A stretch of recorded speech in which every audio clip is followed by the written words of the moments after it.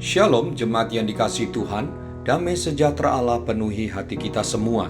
Firman Tuhan hari ini diambil dari Amsal 11 ayat 17. Demikian firman Allah, orang yang murah hati berbuat baik kepada dirinya sendiri, tetapi orang yang kejam menyiksa badannya sendiri.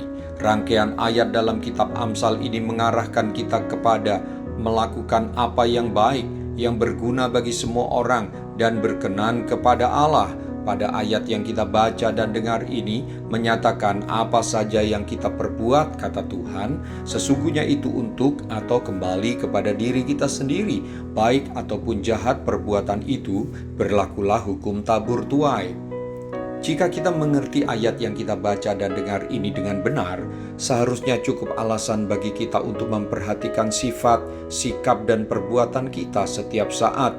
Kita pun akan sangat menjaga dan menghargai hidup kita beserta dengan watak-watak yang baik dalam diri kita, serta terus berupaya menyalipkan watak-watak yang buruk, sehingga apa yang sering kita dengar bahwa tantangan atau musuh kita adalah diri kita sendiri, itu benar.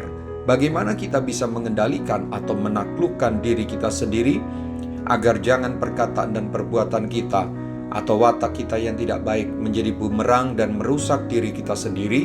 Itulah yang harus kita pikirkan. Seperti ayat lain menyatakan, Amsal 18 ayat 7, orang bebal dibinasakan oleh mulutnya, bibirnya adalah jerat bagi nyawanya.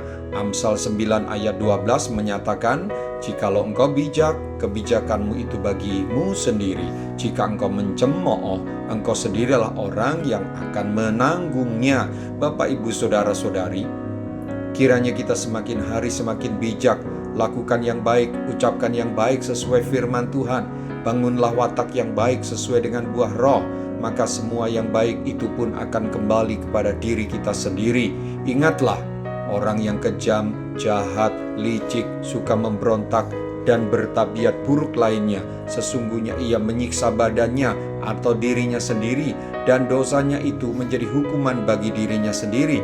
Orang yang murah hati, lembut, sabar, dan pengampun, serta perbuatan baik lainnya, sesungguhnya berbuat baik kepada dirinya sendiri.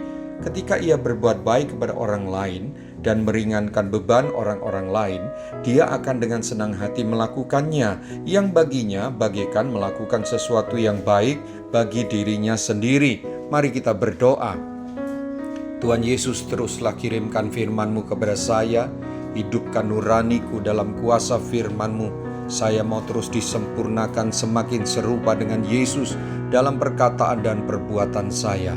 Bantulah saya ya Roh Kudus, agar semua perbuatan dan perkataan saya menjadi berkat bagi banyak orang dan bagi diriku sendiri sesuai dengan firman-Mu.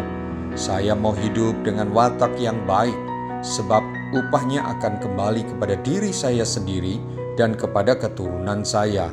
Terpujilah nama-Mu melalui kehidupan saya.